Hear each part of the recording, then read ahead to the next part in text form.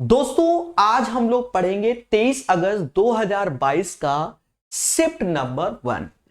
पहला क्वेश्चन आपके सामने कहता है सम बहुभुज के प्रत्येक अंतःकोण का माप 120 डिग्री है, तो इस बहुभुज की कितनी भुजाएं होंगी।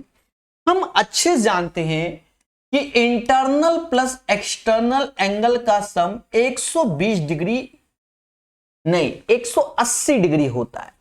इंटरनल और एक्सटर्नल का सम 180 डिग्री होता है और अंतः कोण का माप हमको 120 डिग्री दिया गया। अगर अंतः 120 है तो बाहरी वाला 60 होगा, क्योंकि दोनों का सम 180। अब हमसे कहता है कि प्रभु बहुभुज की कितनी भुजाएं, तो हम जानते हैं क्या formula, number of side is equal to 360 upon E. E मतलब एक्सटर्नल एंगल, ई मतलब एक्सटर्नल यानी बाहरी कोण। तो बस करना कुछ नहीं, 360 में 60 का भाग दे देना, 6 आ जाएगा, यानी पहले का आंसर 6 हो जाएगा। दूसरा क्वेश्चन देखो कहता क्या है, ए किसी वस्तु को 334 में खरीदता है, 576 में बेचता है, यानी सीपी 384 बोला है, मैंने 334 बोल दिया था, 384 है और एसपी 576।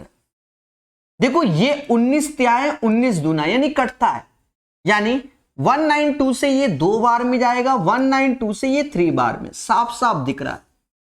आगे पढ़ लेते हैं। कहता है बी दूसरी वस्तु को इतने में खरीदता और इतने पे बेचता है। कितने खरीदता है? 1254, ये सीपी हो गया और एसपी हो गया 1672। यहां पर भी कट रहा है, कैसे? 18 तीना 18 चौका, 4 तीना 4 चौका, यानी यहां पर जो काटेंगे हम लोग 418 से ये 3 बार, 418 से ये 4 बार। अब हमसे कहता है ए के प्रतिशत लाभ बी के प्रतिशत लाभ का अनुपात। तो आप यहां से देखो, अगर लाभ क्या होगा, दोनों का अंतर 1/2 गुणे 100, ये पहले से लाभ होगा। दूसरे से लाभ क्या होगा, दोनों का अंतर 1/3 गुणे 100। 100 से 100 गया, 3 ऊपर जाएगा 2 नीचे आएगा, 3/2 आंसर। मुस्कुराइए और सीखिए। देखो बहुत कुछ हमें सीखने को मिलेगा। सबसे बड़ी बात यहां पर आप देखो तो ये कैलकुलेशन है, जितने आराम से मैंने 3 और 4 कर दिया है ना, आप खुद से काटोगे तो पहले 6 से काट रहे हो, 2 से काट रहे हो, सोचना पड़ेगा। समझ गए? तभी आपका ये क्वेश्चन सॉल्व होगा। उम्मीद है मेरी बात सभी लोग समझ गए होंगे। गणेश जी बोलो हां। ठीक है, हर चीज को हम लोग जानेंगे।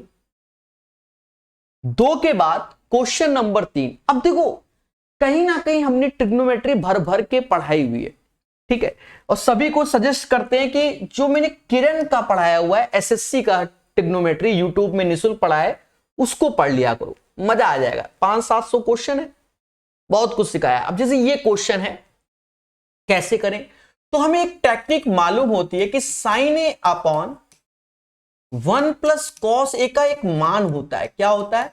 1 minus cos A upon sine ए। ये सर कैसे आया? देखो ये ऐसे आया कि आपको याद करना है। पहली बात तो ये कि इसका इसमें गुणा होता है तो साइन स्क्वायर ए, और इसका इसमें गुणा होगा तो 1 minus cos A 1 plus cos A. क्यों? क्योंकि हम जानते हैं कि साइन स्क्वायर ए को हम लोग 1 माइनस कॉस स्क्वायर ए बोलते हैं, और इसी को 1 minus cos A 1 plus cos A बोलते हैं। देख रहे हो? और ये अपना साइन है। तो एक बार जैसे इसको यहां इसमें भाग दे दिया नीचे, तो इसको इसके नीचे भाग दे दिया, या आगे पीछे चेंज कर लो तो वो बन जाता है।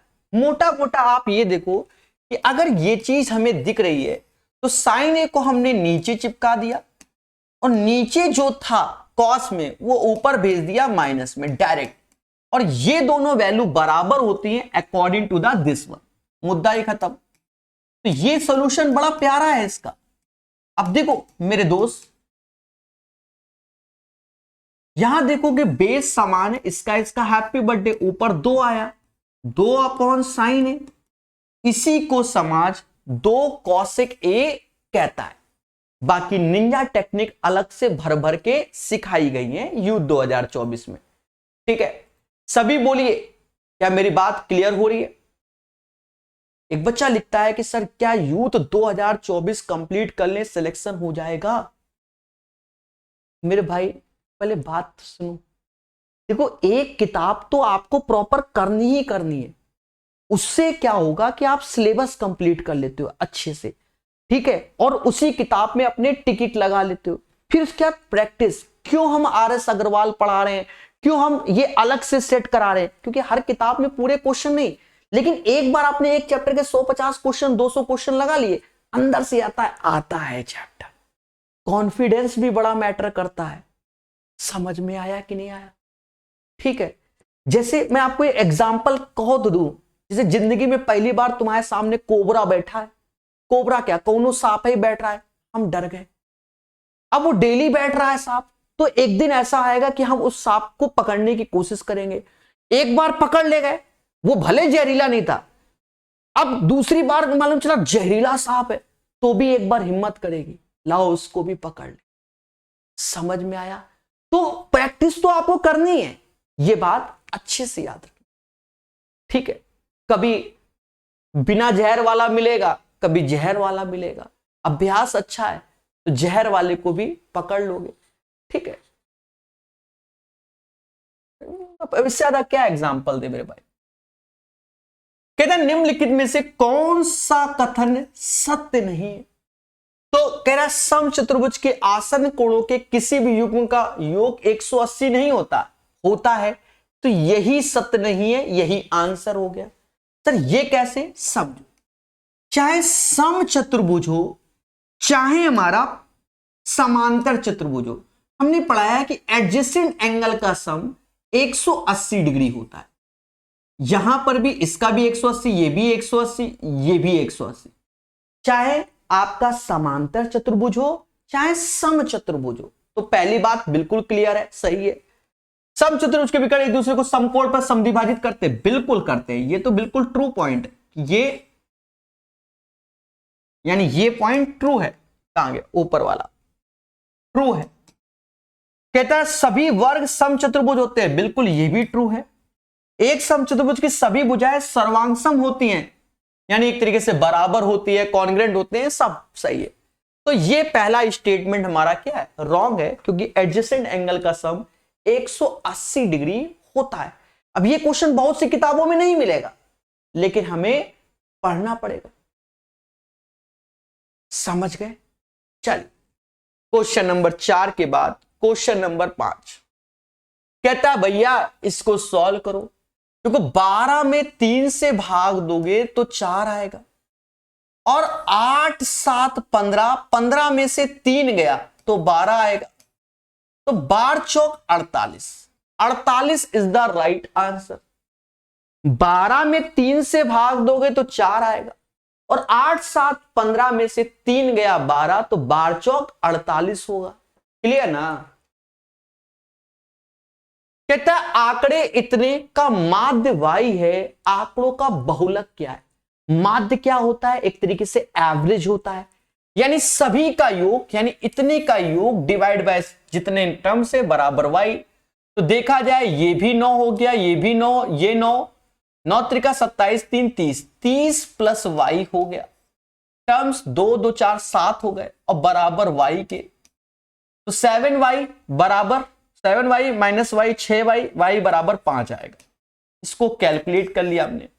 अब हमसे कहता है इसका बहुलक क्या होता है? बहुलक जो अंक सबसे अधिक बार आए, ये 5 आ गया y का मान, तो 5 1 2 3 बार 5 आ गया, तो यही इसका बहुलक हो जाएगा।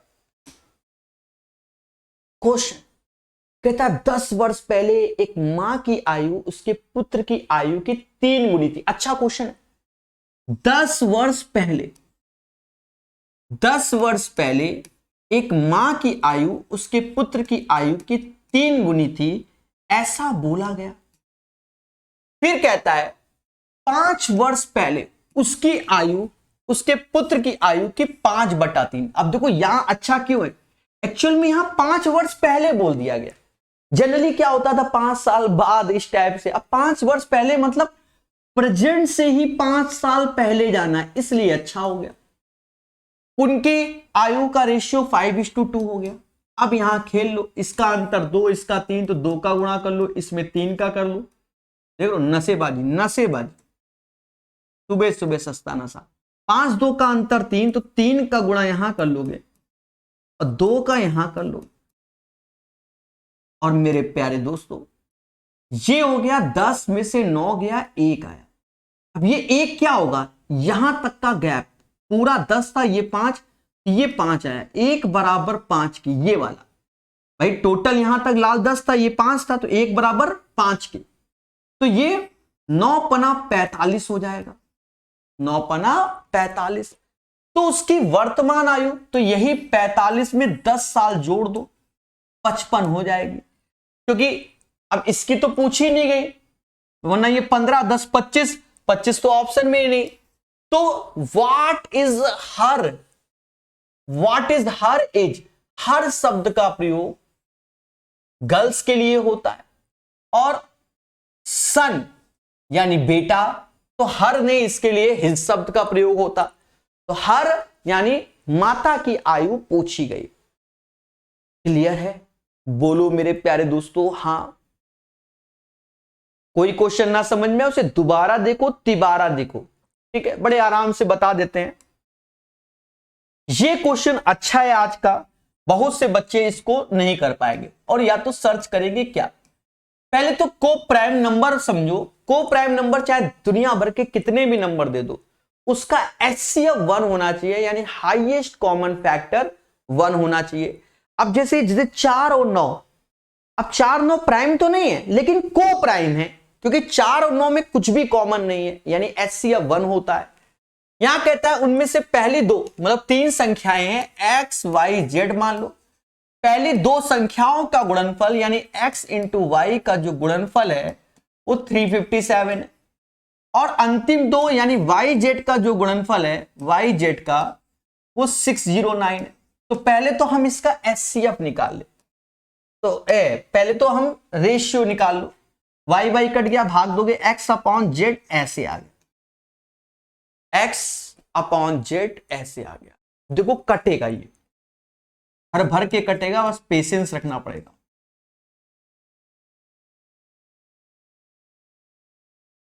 देखो जैसा मुझे दिख रहा है 357 7 का मल्टीपल है, 7 से 71 बार गया,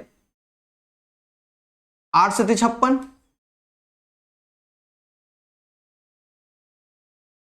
देखो 7 से 71, नसेबाजी नसेबाजी, 7 से 51 बार में गया, यहां 7 से भाग, तो 8 7 56, यानी 8 और 7 7 49, 87 आ गया। अब 3 से जाएगा, ये 17 बार में, 3 से जाएगा 29 बार में, x का मान 17 और z का मान 29 हो गया। अब x का मान 17 हो गया, यहां रख दो, 17 से यहां भाग दोगे, 17 दूनी 24, यानी 21 बार में गया, तो y का मान 21 हो गया। तो x हमारा 17 हो गया, y हमारा 21 हो गया, z हमारा 29 हो गया। सबको जोड़ लो, 2 3 4 5 6 7, 67 आ जाएगा। तो इसका आंसर 67 आ जाएगा। चाहो तो ऐसे कर लो, चाहो तो आप कि दोनों में y कॉमन है, यानी HCF निकाल लो। जो HCF निकलेगा वो डायरेक्ट y का मान हो जाएगा। देखो एक तो हमने ऐसे कर दिया कि भाग दे के कर दिया, या हम इसी क्वेश्चन में थोड़ा सा और समझते, यहां तो सब आंसर लिखा ही है, इसी क्वेश्चन में थोड़ा सा और समझते। हाँ, कि पहली 2 संख्याओं का गुणनफल 357 है, फिर अंतिम 2 संख्याओं का 609 है। तो देखा ये जाए कि जो इसका HCF होगा, यानी दोनों में y कॉमन होगा, तो इसका HCF फिर ऐसे ही ईमानदारी से निकलेगा। 357 घटा दो,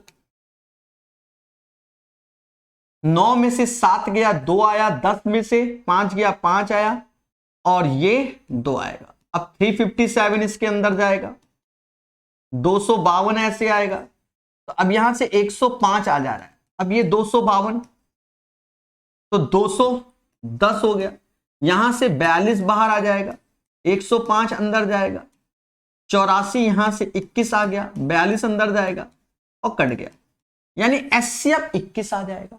जो एचसीएफ आया वही ये हुआ, यानी y का मान 21। अब 21 से ये काटोगे तो x जाएगा 17 आएगा, 21 से ये काटोगे तो ये 29 बार में आएगा। ये चाहो तो इतना बड़ा कर लो, चाहो तो ऐसे दिमाग लगा लो, it's depends on your practice. ये क्वेश्चन रट नहीं सकते, और ये अलग अलग कई बार एग्जाम में आया हुआ है, समझ गए। अब एक बच्चा कह रहा है ब्लैक एंड व्हाइट बोर्ड कर दो, ये ऐसे ही रहेगा। एक्चुअल में क्या है, अब हम आपको बता दें, हम ज्यादातर व्हाइट क्यों करते हैं। देखो पहले समझना, हमारा कहीं पर भी स्टूडियो फिक्स नहीं है। आज मैं अभी हाल ही में जो क्लास ले रहा हूं, मैं ग्रेटर नोएडा से ले रहा हूं, कल को मालूम चला मैं किसी और सिटी से क्लास ले रहा हूं, तो स्टूडियो बनवाता नहीं हूं। अब यहां पर क्या है कि अगर मैं इसको ब्लैक करूंगा तो धारियां जो लाइटिंग है वो प्रॉब्लम करेगी, समझ में आया। क्योंकि सिर्फ रॉड से ही काम चलाता हूं, क्योंकि सरकारी निवास है, ज्यादा वो नहीं करता हूं, क्योंकि चीजों को हटा के भी रखना पड़ता है। बाकी आप समझदार है, बच्चा भी छोटा है, ठीक है। तो ये कोई स्टूडियो से क्लास नहीं हो रही कि बहुत हाई फाई स्टूडियो है। सरकारी क्वार्टर कैसे होते हैं ये आपने देखे होंगे, नहीं देखे तो भविष्य में देखोगे, ठीक है। हाँ चले, कहता 9 के 3 क्रमागत गुणजों का योग इतना है, सबसे बड़ा गुणज क्या होगा। तो 9 के 3 क्रमागत गुणजों का यानी मल्टीप्लिकेशन का इतना है, सबसे बड़ा क्या होगा। तो लगातार 9 के क्यों क्रमागत, जैसे 9 18 27 यही है, तो एक तरीके से इसका औसत निकाल लो, 24 57 का औसत, क्योंकि 3 बोल रहा है तो 3 से भाग दे दो, 8 ऐसे 19 57, यानी 819 इसका औसत होगा। इसके आगे एक, इसके पीछे एक, अगर हमसे बड़ा कह रहा है तो इधर 9 जोड़ोगे तो 828 आ जाएगा, यानी इसका आंसर 828 आएगा। क्वेश्चन नंबर 9 का राइट आंसर आपके सामने। डीआई आ गई, डेटा आपको दिख रहा होगा, हम बाद में जूम कर देंगे, बाकी पीपीटी टेलीग्राम में मिलती है, अभी इससे ज्यादा इसको हम जूम नहीं कर सकते अभी, वो वैसे अभी जब पढ़ाएंगे तो जूम कर देंगे, आप चिंता मत करो, पहले अभी देख लो। कहते तालिका विभिन्न वर्षों के लिए विभिन्न वस्तुओं पर भारतीय निर्यात के मूल्य को दर्शाता है 2018 से 2020, यानी डेटा हमको 18 और 20 तक लेना है, यानी ये 3 डेटा लेना है कि अवधि के फलों आईटी देखो, फलों यानी फल, आईटी उत्पादन और रक्षा उत्पादन, औसत निर्यात कितना होगा, औसत निर्यात कितना होगा। यानी हमें जो करना क्या है, हमें करना क्या है, मैं वो दिखा रहा हूं, आप चिंता मत कीजिए, पेशेंस रखना।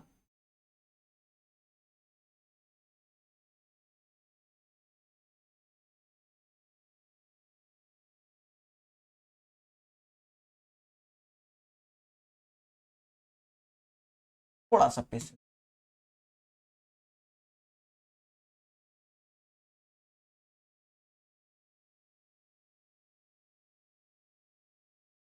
यहां पर 1 सेकेंड है,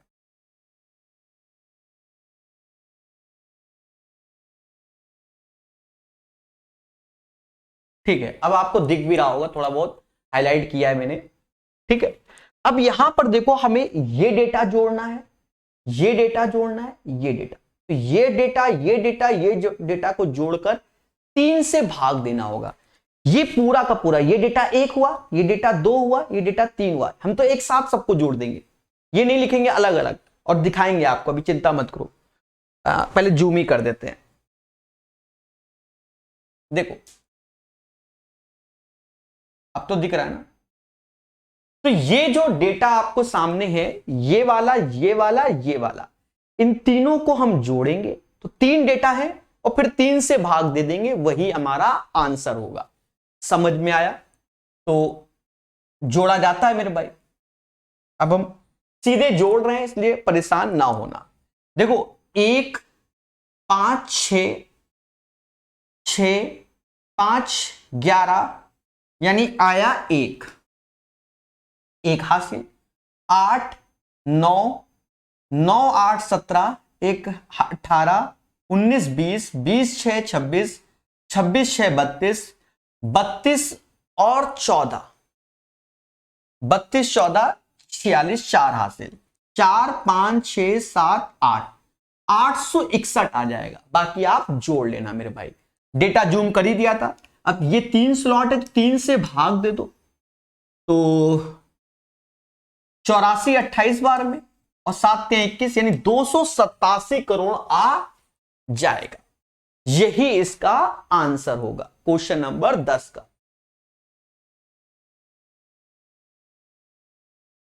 कहता 13 क्रमागत पूर्णांकों का औसत 36 है। अब क्रमागत है, क्रमागत वो भी औसत 36 है। तो औसत अगर 36 है तो 13, इसके आगे 6 लोग होंगे, 1 2 3 4 5 6, इसके पीछे भी 6 होंगे, 1 2 3 4 5 6, क्योंकि 13 बोला गया, 13 पद है टोटल। यदि इन 13 पूर्णांकों में सबसे छोटे पूर्णांक का 2 गुना, तो इसमें 6 कम करो 30 आ जाएगा ये वाला, क्योंकि 30 31 32 33 34 35 36। और सबसे बड़ा पूर्णांक तो इसमें 6 जोड़ दो, क्योंकि 6 तो ये 42 हो जाएगा। 36 37 38 39 40 41 42। तो कहता है सबसे छोटे पूर्णांक का 2 गुना, तो 30 का 2 गुना 60 होगा। सबसे बड़े पूर्णांक को जोड़ दो तो 42, इनका योग चाहता है 102 आंसर। अगर ये चीज समझ में आ गई तो आसान है। बाकी हमने इसका थ्योरी एवरेज में भर भर के पढ़ाया हुआ है। क्या कमेंट नहीं चल रहे हैं? कोई बच्चा मैसेज ही नहीं कर रहा। मेरे प्यारे दोस्तों, पहले तो मैसेज करो, कम से कम 100 बच्चे डेली लाइव हुआ करो तो ही क्लास डेली होगी, अन्यथा आप तो जानते हो फिर मैं 1 साल ने 2 साल लगा दूंगा इसको पढ़ाने में, ये बता दे रहा हूं, ठीक है? अन्यथा पेड कर दूंगा, ऑटोमेटिक कोर्स लोगे, कोई दिक्कत नहीं, पढ़ते रहो। निम्नलिखित पाई चार्ट एक पावर बैंक, बढ़िया क्वेश्चन है ये भी, बहुत से लोग गलत कर देंगे इसको। निम्नलिखित पाई चार्ट में एक पावर बैंक, देखो यहां एक पावर बैंक के निर्माण के लिए एक व्यय के प्रतिशत दिखा गया, ये मतलब एक पावर बैंक का है। अब यहां हमसे कंडीशन कह रहा है 100 पावर बैंकों का निर्माण किया जाता है और उसकी निर्माण लागत 50,000। तो जो 50,000 रुपया आया है वो 100 पावर बैंकों का आया, यानी एक पावर बैंक 500 रुपया में बन रहा है। पावर बैंक तो आप समझी गए होंगे, एक पावर बैंक 500 रुपए में बन रहा है। अब कह रहा है एक पावर बैंक देखो का विक्रय मूल्य कितना होना चाहिए ताकि निर्माण का, अच्छा एक चीज समझो, एक पावर बैंक कितने में बन रहा है तो उसका निर्माण लागत दिया गया है। ये जो 500 रुपया आया है ये मैन्युफैक्चरिंग कॉस्ट है, मैन्युफैक्चरिंग कॉस्ट।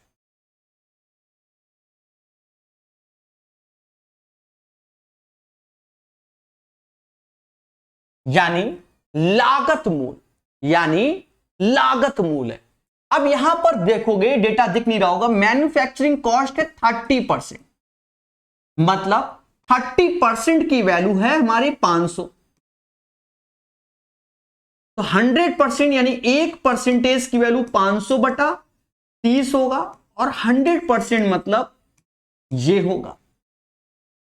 अब हमसे कहता है कि प्रभु 50% लाभ कमाना है। 50% लाभ, तो ये कॉस्टिंग है इसका 50%, 100 में 50 जोड़ोगे तो 150% यानी ये 1 2 3 1 2 3। अब ज्यादा आ रहा है क्या? 1 सेकंड में, 1 सेकंड, कोई नहीं, सही है। 3 से ये 5 बार में गया, 500 पंजा 2500। मैं एक बार रिपीट करूंगा, 2500 इज द राइट आंसर। ध्यान देना, अभी ये क्वेश्चन बढ़िया समझ में आएगा, हो सकता है पहली बार ना समझ में आया, ठीक है, चिंता मत करो। देखो यहां हमसे कहता है, ये डेटा दिख रहा होगा कि एक पाई चार्ट में एक पावर बैंक के निर्माण में किए गए व्यय प्रतिशत। तो एक पावर बैंक का है, यहां 100 पावर बैंकों का निर्माण में कितना पैसा लग रहा है, तो निर्माण लागत 50,000। कितना? निर्माण लागत 50,000। तो ये 100 पावर बैंक में इतना, तो एक पावर बैंक का 500 रुपया मैन्युफैक्चरिंग कॉस्ट। मैन्युफैक्चरिंग कॉस्ट ये आपको दिख रहा होगा थोड़ा बहुत, मैन्युफैक्चरिंग कॉस्ट 30%, तो 30% ये जो 500 आया है वो 30% का मान है।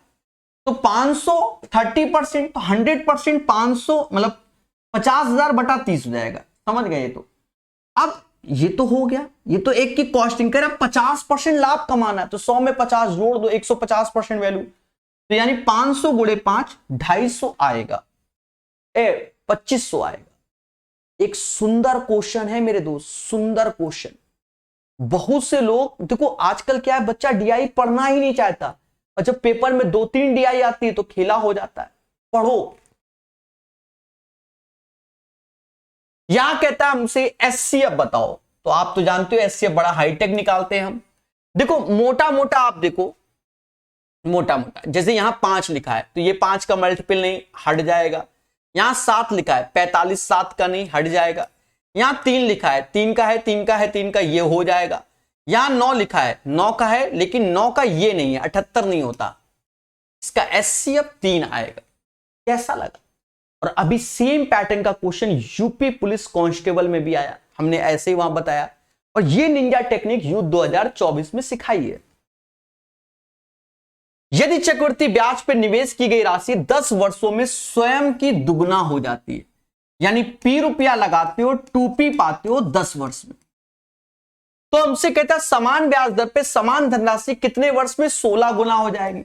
बैंक में एफडी कर दी, 1 का 2, फिर 2 का 4 हो जाएगा, 4 का 8 हो जाएगा, 8 का 16 हो जाएगा, पर साल 10 10 10 यानी 40 साल आंसर। या ऐसा कर लो, 1 का 2 होने में 10 साल लगता है, 1 का 16 करना है तो 2 की पावर 4 होता है, तो 4 गुणे 10 सीधे 40 साल आएगा। 1 का 2 होने में 10 साल लगता है तो 10 साल ऐसे लिख दो, और 1 का 16 तो 16 क्या होता है 2 की पावर 4, तो 4 का गुणा और कर दो। ये कंपाउंड इंटरेस्ट का प्रोसेस है।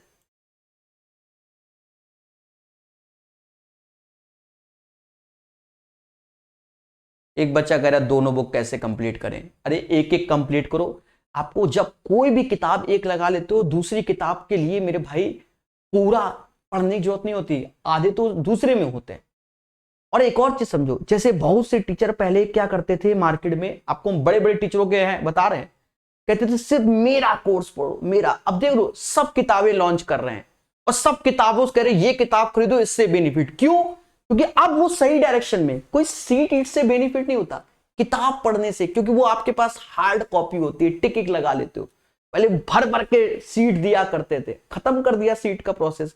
ये किताब वैकेंसी आई नहीं, पहले किताब लॉन्च करते हैं, समझे नहीं? तो किताबों को पढ़ो, कोई एक पकड़ो पहले उसको पढ़ो, हाँ कोई भी एक पकड़ो जो तुम्हारी श्रद्धा है। एक समचतुर्भुज का क्षेत्रफल ज्ञात करो जिसके विकर्णों की लंबाई इतनी है। अब विकर्ण 1/2 एरिया की बात होती है, समचतुर्भुज का एरिया 1/2 दोनों डायगोनल्स का इंटू होता है। 1/2 12 गुणे 15, तो 15 गुणे 6 90 आंसर आएगा। ये अप्रॉक्स का क्वेश्चन, लगभग जिसे कहते हैं, बैंकिंग में आता जाता है। देखो ये इसको हम लोग 126 बोलेंगे, ये इंटीजर 36 के पास है, ये 4 के पास है और ये 16 के पास है। बस खेल जाओ, यहां से ये 90 आया और 16 चुक्कू ये 64 आ गया। 154 इज द राइट आंसर, सोचना ही नहीं है। स्क्वायर रूट लेना, 144 का बाहर आया, ये 169 का 13 आएगा, लेकिन ये पेयर बनना है 1 2, तो इसके आगे दशमलव लग जाएगा। 441 यानी ये 21 का होता है तो 21 ऐसे आया माइनस, लेकिन ये दशमलव बाद पेयर बनना है तो एक के बाद एक पेयर तो दशमलव। अब इसको करना है तो 12.13 में से 2 रुपया 10 पैसा घटा दो तो 10 रुपया 3 पैसा आ गया है ऑप्शन में। ये क्वेश्चन अच्छा आ गया पेपर में। हाँ, बच्चा घबरा गया कैसे आएगा, देखो बड़ा पेशेंस रखना पड़ेगा। पेशेंस क्या, इन दोनों को उठा के जोड़ो, जब जोड़ोगे तो x square plus y square, x y जोड़ोगे तो ये 2xy हो जाएगा, और फिर x प्लस वाई ऐसे, और ये 18 24 42 होता है। अब मेरे प्यारे दोस्तों ये होल स्क्वायर बन गया x प्लस वाई का होल स्क्वायर, और ये x प्लस वाई बन गया, और ये 42 तो इधर माइनस का 42 बराबर 0 हो गया। यानी आप एक तरीके से इसको आप ऐसी नजर से देखो, a square plus a minus 42 is equal to 0, क्योंकि यही ए का मान चाहिए। अब प्लस माइनस तो रूट्स होंगे, माइनस प्लस 42 तो 7×42 तो 7 पहले आएगा 6 बाद में आएगा। यानी जो ए का मान आ रहा है जिसे हम x प्लस वाई बोल रहे हैं उसके दो मान होंगे, एक -7 और एक 6। This is the right answer of this one. बेहतरीन क्वेश्चन है, क्वेश्चन नंबर 18। ये बात अच्छा बच्चा याद रख, समझ गए? बोलो बोलो टेल टेल। तो इन्हें हमें सीखना है।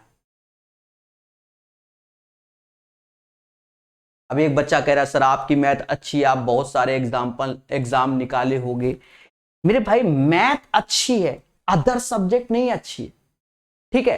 बाकी मैं भारत सरकार से जुड़ा हुआ हूं, किस माध्यम जुड़ा हुआ हूं ये नहीं बताऊंगा, जाओ बस शांति से पढ़ते रहो, ठीक है। पढ़ाई पर फोकस कीजिए, क्लियर है? ठीक है। मैथ अच्छी है, अदर सब्जेक्ट सिलेक्शन उसी का होता है जिसके सारे सब्जेक्ट अच्छे होते हैं। समझ में आया कि नहीं आया? चलिए ठीक है। हाँ, ये ध्यान रखना, 12 सेंटीमीटर व्यास वाले गोले का आयतन ज्ञात कीजिए। गोले का आयतन होता है 4/3 पाई आर क्यूब। पहले बोलो हाँ, 4/3 ऐसे, पाई ऐसे और क्यूब, तो 12 सेंटीमीटर व्यास। व्यास तो त्रिज्या क्या होगी, तो 6 का क्यूब 216 होगा। 3 से ये गया 72 टाइम्स में, 4 का गुणा कर दो 288 पाई आंसर आएगा। 288 pi is the right answer. Question number 20, बढ़िया क्वेश्चन, थोड़ा उसने भाषा मिलाया कि वर्ष 2000 में मोनू की आयु उसकी बहन की आयु की 3 गुनी थी, तो सन 2000 के बारे में बात कर रहा है। मोनू की आयु उसकी बहन, मोनू एंड मोनू सिस्टर, तो मोनू की 3 थी तो बहन की आयु 1 थी। फिर कह रहा सन 2010 में, 10 साल बाद उसकी आयु उसकी बहन से आयु से 24 वर्ष अधिक है। बस यही समझो, 24 वर्ष अधिक है, यानी मोनू भैया 24 साल बड़े हैं अपनी बहन से। अच्छा मैं एक चीज बताऊं, तो ये तो जिंदगी की बात भी, जिंदगी के साथ भी मैं आपसे 5 साल बड़ा हो, हमेशा 5 ही साल बड़ा होऊंगा कि 4 साल बड़ा हो जाऊंगा? हमेशा 5 साल। बात समझ में आए कि नहीं? यानी दोनों का जो अंतर है वो हमेशा सेम ही रहेगा। तो दोनों का अंतर 2 बराबर 24 के, तो 1 बराबर 12 के, तो 3 बराबर, समझ गए, 3 बराबर 36 के, 1 बराबर 12 के। अब हमसे कहता है 2010 में मोनू भैया की आयु, अरे 2020 में 36 साल के रहे ना, तो आज 46 साल के हो गए, क्योंकि 36 में 10 जोड़ोगे तो 46 आएगा। तो मोनू भैया की आयु 46 साल आएगी, 46 साल। बोलो बोलो टेल टेल।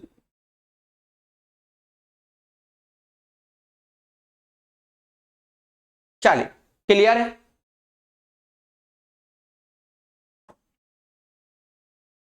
कहता है हल कीजिए। अब इसको जब हल करोगे तो 5 दूना 10, ये 9 यानी 9x आ गया। 3 दूना 6, 5 त्याए 15, तो 6 और 15 -21 तो उधर जाएगा, तो तो 21 इसमें जुड़ जाएगा, 4 ऐसे 114। पहले बोलो हां। अच्छा, ये 5 दूना 10 और ये 9, ये 19x होगा क्योंकि पॉजिटिव में है। 19x बराबर 114, तो x बराबर 6, तो आंसर 6 आएगा। कहते हैं द्विघात समीकरण के मूलों का गुणनफल क्या होगा। इसको पहले सही कर लो, माइनस से भाग दोगे तो 5x² प्लस का 8x minus 6 is equal to 0। हम जानते हैं मूलों का जो गुणनफल होता है अल्फा इंटू बीटा माइनस का c अपॉन a होता है। तो c वाला टर्म्स तो माइनस का 6 है और a वाला टर्म्स 5 है, तो माइनस का 6 अपॉन 5 होगा। थोड़ा सा फास्ट क्योंकि आसान क्वेश्चन है। 3 की पावर 0 1 होता है, 3 की पावर इनवर्स 2 तो 1/9 होगा, 3 की पावर इनवर्स 1 तो 1/3 होगा। एलसीएम इसका चाहो तो 27 है, ले लो 27 क्योंकि ऊपर काटना है। वैसे तो 9 एलसीएम होता है, कल को धरने मत बैठना, हम 27 जानबूझ के लिख रहे हैं। तो यहां 27 हुआ, यहां 3 हुआ, यहां 9 हुआ, बोलो हां। और यहां 27 इसका हैप्पी बर्थडे, 27 30 9 39 आंसर। अब सर 27, अरे फिर काटेंगे तो इससे पहले ऐसे काट लेते हैं हम, समझ गए। तो हमें तो फास्ट करना है मेरे भाई। 39 इज द राइट आंसर। अब ये क्वेश्चन बहुत आसान है, समझे। देखो, जब ये क्वेश्चन पहले आता था उस केस में हमसे डिस्टेंस पूछता था। आज इसने इस क्वेश्चन में समय पर पहुंचने के लिए बाइक को कितना मिनट लगेगा, यानी 1 स्टार इसलिए लगा रहा हूं क्योंकि आपकी आदत ये वाली है कि डिस्टेंस, पहले की स्पीड दूसरे की स्पीड, दोनों की स्पीड का अंतर और डिफरेंस बिटवीन टाइम वाला, ये आदत है, तो इससे डिस्टेंस निकलती है। लेकिन यहां पर राइट टाइम पहुंचने के लिए बाइक को कितना मिनट लगेगा, दैट्स वाई हम 1 स्टार लगा रहे। समझो मेरे प्यारे देशवासियों, मैं 50 kmph की स्पीड से चलता हूं और अपने गंतव्य तक 10 मिनट देरी से, यानी एक्चुअल टाइम t था लेकिन मैं 10 मिनट देरी से पहुंचा, तो t प्लस 10। और यदि मैं 60 kmph की स्पीड से चलता हूं तो भी 5 मिनट देरी से, तो t प्लस 5। दोनों में डिस्टेंस बराबर क्योंकि speed into time, speed into time, t निकाल लो। अब कुछ बच्चा कहेगा सर 60 से भाग दे दो। अरे अगर हमने 60 से यहां भाग दिया तो 60 से वहां पर भी ऑटोमेटिक वो कट जाएगा और t हमारा मिनट में तब भी आएगा। समझ गए, क्लियर है। तो भागा कुछ नहीं देना, इसमें हो गया 0 0, 5t 6t तो t आया, 6 पंचे 30 50, 50 में से 30 गया 20, 20 मिनट आ जाएगा। तो इस क्वेश्चन को ध्यान रखना, अन्यथा आप डिस्टेंस निकाल कर टाइम निकालोगे तो ये क्वेश्चन प्यारे दोस्तों बड़ा हो जाएगा, बड़ा हो जाएगा। चलिए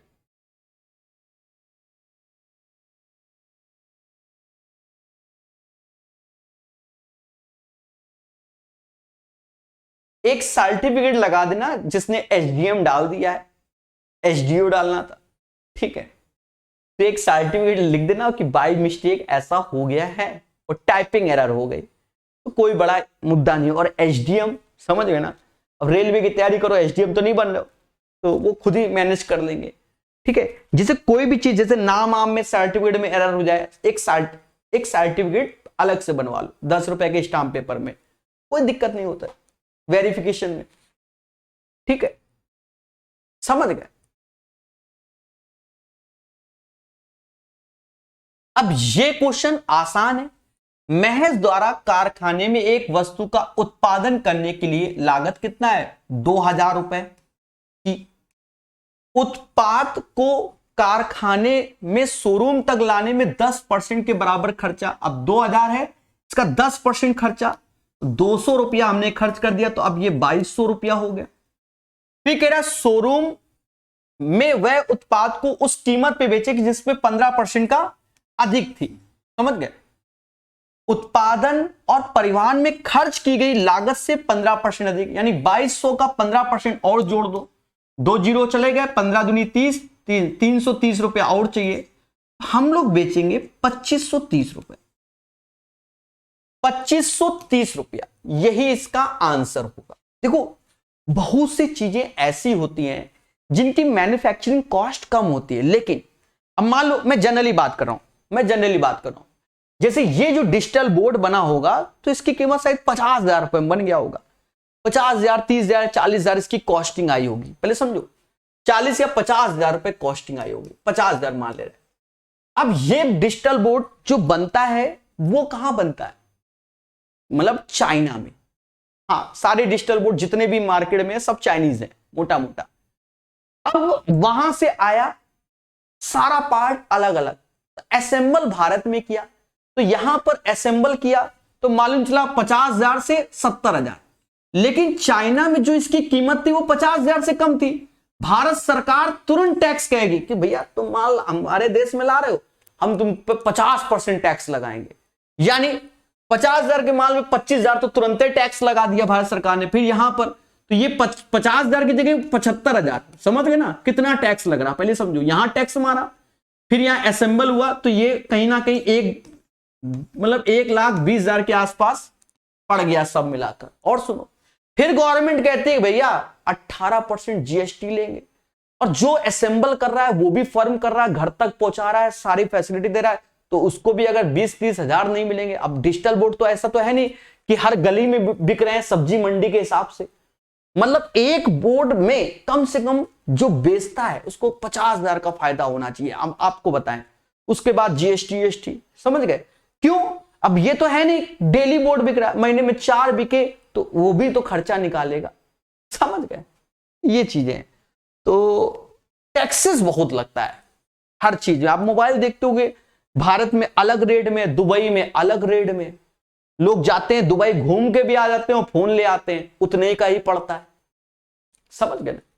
ठीक है, अब ये समझो, बहुत जो बंदा दुबई घूमने जा रहा है तो समझ लो एक तरीके से फोन खरीदने जा रहा है भारत में। जैसे बहुत सारे टीचर को देखा होगा दुबई गए तो एक्चुअल में वो एप्पल का फोन खरीदने गए थे, यहां खरीदते और वहां खरीदते, तो समझदार। हाँ, 15 प्रो मैक्स, 16 प्रो मैक्स, ये क्वेश्चन आप बिल्कुल रट के बैठना मेरे भाई। 10 स्टार। अभी यूपी कांस्टेबल का जब पेपर हुआ ऑलमोस्ट सभी सेटों में इस पैटर्न का क्वेश्चन आया, सीएचएसएल के में भी सभी सेटों में इस पैटर्न का क्वेश्चन आया, ठीक है। और इसमें एक फॉर्मूला याद करना होता है, क्या कि जब क्वेश्चन में सीपी और एमपी के बारे में बात की जा रही है तो 100 माइनस डिस्काउंट सीपी फास्ट तरीका, वैसे तो टफ हो जाता है, 100 माइनस डिस्काउंट सीपी और 100 प्लस प्रॉफिट एमपी होगा। ये लॉजिक याद रखना, बाकी जनरल 50 बार पढ़ाया है। तेरा अंकित मूल पर 30% की छूट दी गई, तो 30% 100 में 30 कम कर दो सीधे 70, और फिर भी 10% लाभ कमाता है तो 10% यहां जोड़ दो 110। फिर हमसे कह रहा है अंकित मूल क्रय मूल, यानी दो ही लोगों पे चर्चा हो रही सीपीएमपी, तो कितना अधिक, 7 का 11 चिपकाया गया, 4/7 गुणे 100, तो 7 पना 35, 7 सत्ते 49, यानी 57 पॉइंट समथिंग। एक ही ऑप्शन है 57.14%। This is the right answer of this one. Clear है? चलिए, सीखो मगर प्यार से। कहता है एक धनराशि को 4 सदस्यों ए बी सी डी के बीच 4, 7, 9, 3 के अनुपात में बांटा जाना है, ठीक है। कहता है सी डी को 720 रुपए अधिक, यानी सी डी अंतर 6, यही 720, एक बराबर 120, और हमसे कहता है डी का हिस्सा यानी 3 का चाहिए, 6 बराबर 720 तो 3 बराबर 360, 6 का आधा 720 का आधा, मुद्दा खत्म, 360।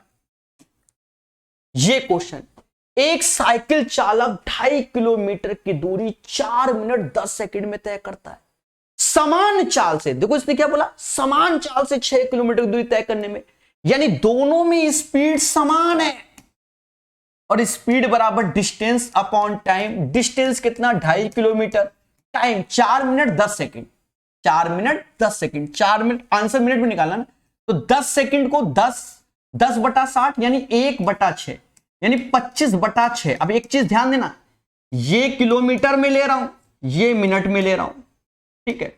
और यहां पर भी ये किलोमीटर में, तो ये मिनट में है।